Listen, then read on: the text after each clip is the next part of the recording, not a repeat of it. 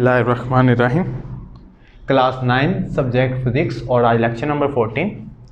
Topic है हमारा unit number 6 और टास्क लास्ट 2 टॉपिक है हमारे पास 6.8 एंड 6.9, जिनमें एफिशिएंसी और देखेंगे एफिशिएंसी क्या होती है, परसेंटेज ऑफ एफिशिएंसी, और लास्ट हमारा topic what is the power.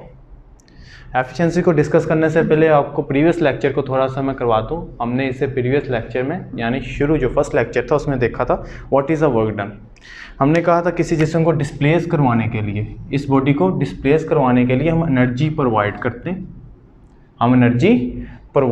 वो क्या करता है, फिर डिस्प्लेस कर देता है अकॉर्डिंग टू फोर्स, यानी जिधर की तरफ फोर्स होती है उसकी तरफ डिस्प्लेस कर लेता है। इसका मतलब क्या, हमें कुछ ना कुछ इनपुट प्रोवाइड करना पड़ता है जो बाद में किस में कन्वर्ट हो जाता है, हमारे पास वो चीज़ आउटपुट में कन्वर्ट हो जाती है।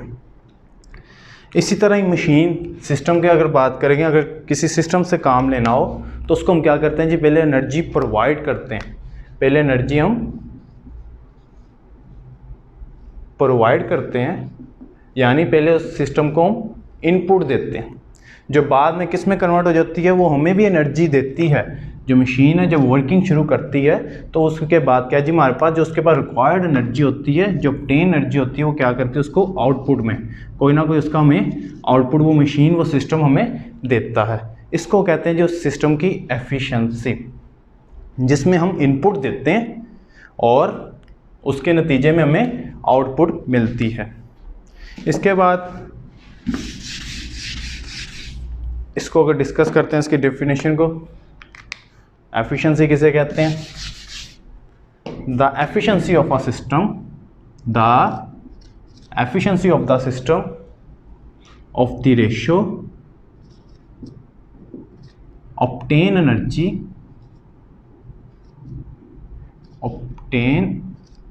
एनर्जी, यानी जो सिस्टम लेगा, जो हम एनर्जी देंगे तो वो सिस्टम उसको गेन करेगा, obtain energy from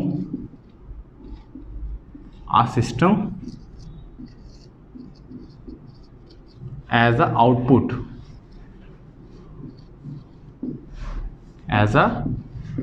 the ratio obtain energy from a system as a output, यानी जो सिस्टम लेगा उसको बाद में किस में कन्वर्ट करेगा, उससे एनर्जी को आउटपुट में।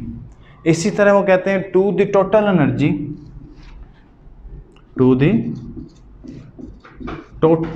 एनर्जी, ठीक हो गया, to the total energy given out, यानी गिव टू इनपुट। ये इसको डिफाइन करता है, the efficiency of the system of the ratio obtain energy from a system as a output and the total energy give out into inputs, यानी हम inputs देंगे वो system हमें आउटपुट की तरफ कर देगा। अब उसकी अगर परसेंटेज करें तो इसका फार्मूला यूँ लिखा जा सकता है, द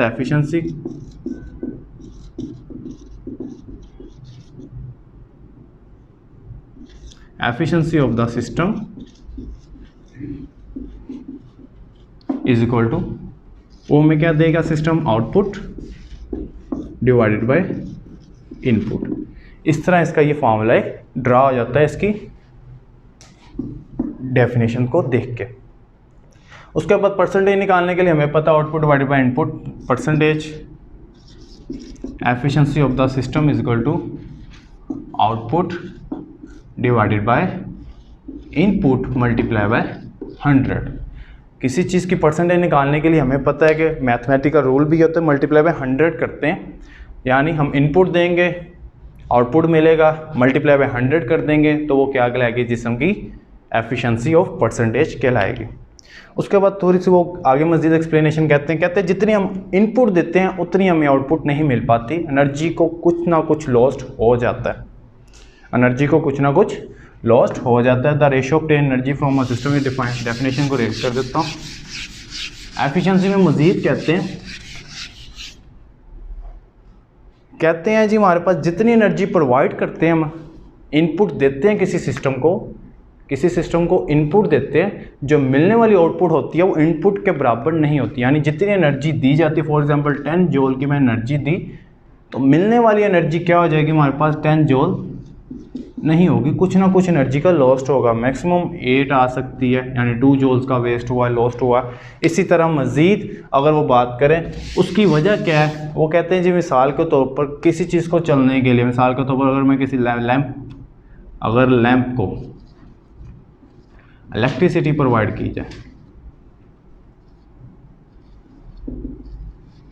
लैंप को इलेक्ट्रिसिटी प्रोवाइड की जाए तो ये हमें हमारे पास क्या लाइट एनर्जी प्रोवाइड करता है।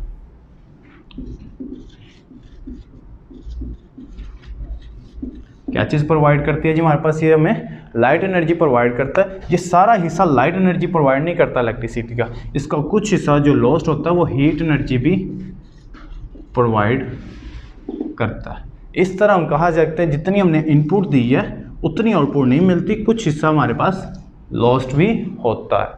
इससे कहते हैं जी आज ये एफिशिएंसी थी हमारे पास। इसी तरह हर एक वर्किंग की एफिशिएंसी चेंज होती है। इलेक्ट्रिक लैंप की 5 जूल्स, पेट्रोल इंजन की 25 जूल्स, इलेक्ट्रिकल मोटर की 80 जूल्स, इलेक्ट्रिक फैंस की 55 जूल्स एंड सोलर सेल्स की 3 जूल्स। ये efficiency of the some devices की आपके सामने डिस्कस किया, जिनमें हम इनपुट देते हैं 100 जूल, जबकि इलेक्ट्रिक लैंप उसे कन्वर्ट कर देता है 5 जूल। जो बकाया लॉस्ट हुआ वो हीट एनर्जी में लॉस्ट हो गया। 100 जूल प्रोवाइड की इलेक्ट्रिसिटी, बट कन्वर्ट कितनी हुई हमारे पास लाइट एनर्जी में, सिर्फ जस्ट 5 जूल, और जो 95 थी हमारे पास एनर्जी वो हीट एनर्जी को लॉस्ट कर गया। उसके बाद क्या कहते हैं जी हमारे पास आता है जी पावर। आज इसकी पावर के बारे में डिस्कस करते हैं। एफिशिएंसी थी, परसेंटेज ऑफ एफिशिएंसी थी। एफिशिएंसी का फार्मूला था output divide by input. Percentage of efficiency का हमने फार्मूला देखा output divide by input multiply by 100। आओ पावर को डिस्कस करते हैं हम। What is a power. हमें पता है कि किसी जिस्म के काम करने की सलाहियत वो पावर कहलाती है, यानी एक जिस्म कितना काम कर सकता है वो उसकी पावर कहलाएगा। उस सिस्टम का, उस जिस्म का, उस बॉडी की वो पावर कहलाएगी। The rate of doing work, the rate of doing work। किसी जिस्म के काम करने की सलाहियत वो उसका क्या कहलाएगी, उस जिस्म की क्या कहलाएगी, पावर कहलाएगी। फॉर एग्जांपल जो बुक में प्रोवाइड की एग्जांपल कहते हैं जी अगर इस बॉक्स को इस तरह तक डिस्प्लेस करवाना हो और एक पर्सन रिक्वायर्ड कर दिया जाए इसको, और same as it is same वज़न सेम वेट पे रख के एक और बॉक्स सेम पर्सन को यानी सेकंड पर्सन को दे दिया जाए। अब देखना ये नोट किया जाएगा जो इस पोजीशन पे पहुंचाना है इस वो वेट को, इस वेट को इस डिस्प्लेसमेंट इस पॉइंट तक पहुंचाना है, तो कौन सबसे पहले पहुंचाएगा, तो हम उसकी क्या देखेंगे, उसकी पावर देखेंगे कि जिसके पास पावर ज़्यादा होगी वो वर्क ज़्यादा करेगा, वो फोर्स अपनी ज़्यादा अप्लाई करेगा और डिस्प्लेसमेंट भी वो ज़्यादा तय करेगा, जिसको वो वर्क डन में कन्वर्ट कर लिया जाता है।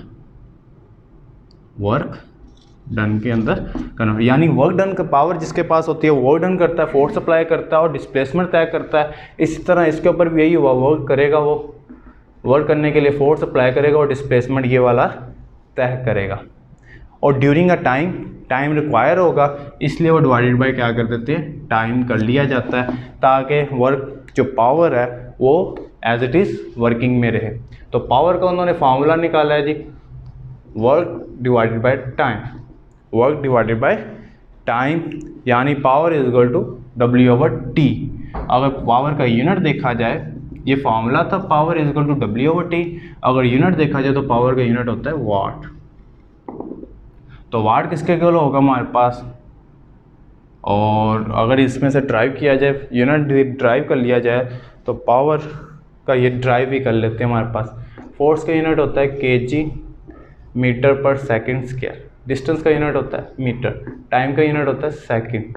तो अगर ड्राइव किया जाए तो kg metre square dot s यानी जूल पर सेकंड, जूल पर सेकंड ये ड्राइव हो गया। kg मीटर पर स्क्वायर हमें पता है जूल के इक्वल होता है, और पर सेकंड साथ आ गया, तो यानी यूनिट वाट किसके इक्वल होगा, जूल पर सेकंड। अब कहते हैं जी डिफाइन वाट करें। पावर की डेफिनेशन क्या हमने की है जी, the rate of doing work, किसी जिस्म के काम करने की सलाहियत, जितनी अच्छी जितनी ज़्यादा पावर होगी वो जिस्म सही हिसाब से उतना ज़्यादा वर्क करेगा यानी फोर्स सप्लाई करेगा, डिस्प्लेसमेंट करेगा और उतनी ज़्यादा हमें एनर्जी वो प्रोवाइड करेगा। उसके बाद the power of the body 1 watt, watt की डेफिनेशन करने लगे हैं जी हमारे पास। The power of the body 1 watt, किसी जिस्म की पावर 1 वाट तब होगी जब वो डिस्प्लेसमेंट और वर्क करे 1 जूल। कितना वर्क करे? 1 जूल पर सेकेंड वो वर्क करना शुरू करते। किसी जिस्म की वाट पावर 1 वाट कब होगी? जब वो वर्क करे 1 जूल पर सेकेंड। अगर वो 1 जूल पर सेकेंड वर्क कर लेता है, 1 जूल पर सेकेंड हमें पता चल गया वर्क डन करे टाइम के लिहाज से कितना? 1 work done 1 joule per second work करे तो उसकी क्या हो जाएगी?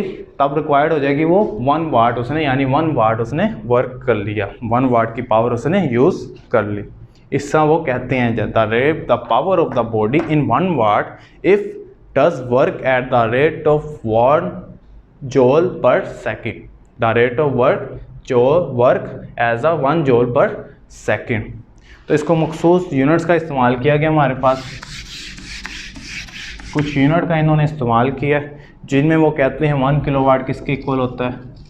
अगर किलो में पता है, प्रीफिक्सेस में बात की, अगर प्रीफिक्सेस को ख़त्म करें तो 1 × 10, प्रीफिक्सेस में कितने होते हैं? 10 की रेज़ पावर 3।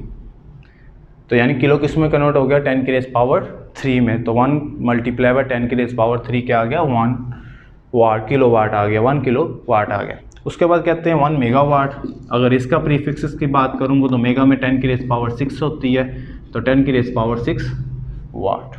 इसी तरह 1 HP किसके इक्वल होती है? 1 हॉर्स पावर। ये किसी सिस्टम पे लगाएगी पावर होती है 1 हॉर्स पावर, यानी 1 HP। H मैंने हॉर्स, P मैंने पावर, तो वो 760 वाट होती है। ये याद कर लेनी है हमने, ताकि हमारे जो नेक्स्ट है न्यूमेरिकल में इसका इस्तेमाल होना है, ये आप सब ने याद करके रखनी है। कितनी होती है 1 HP पावर? हमारे पास 760 वाट होती है। जब इसका न्यूमेरिकल करेंगे तब आपको मुश्किल नहीं होगा करना सोल्व, फिर आपको जहन में बैठ जाएगा कि हाँ जी उन्होंने 1 HP दी हुई थी, उसको कन्वर्ट करने का तरीका क्या होगा, हम मल्टीप्लाई करवा देंगे उस सिस्टम को 760 वाट के साथ और न्यूमेरिकल हमारा इजीली सोल्व हो जाएगा। तो ये हमने न्यूमेरिकल अपने दिमाग में बिठा लेने, जब हम न्यूमेरिकल करेंगे तब ये हमारे लिए आसान हो जाएगी। उसके बाद इसकी एग्जांपल्स हैं, इंशाल्लाह न्यूमेरिकल्स करेंगे, साथ हम कुछ एग्जांपल्स को भी नोट करेंगे। और आज के लिए इतना ही, जिसमें हमने देखा एफिशिएंसी, परसेंटेज ऑफ एफिशिएंसी और पावर। हमने 3 टॉपिक को डिस्कस किया। एफिशिएंसी देखी, किसी जिस्म की पावर देखी हमने, और परसेंटेज ऑफ एफिशिएंसी को डील किया। इंशाल्लाह नेक्स्ट लेक्चर में हमारे पास, नेक्स्ट रिकॉर्डिंग लेक्चर में इंशाल्लाह हम क्या करेंगे, न्यूमेरिकल को सॉल्व करेंगे और ये चैप्टर हमारे पास 6 क्लियर हो जाएगा। जज़ाकल्लाह खैर।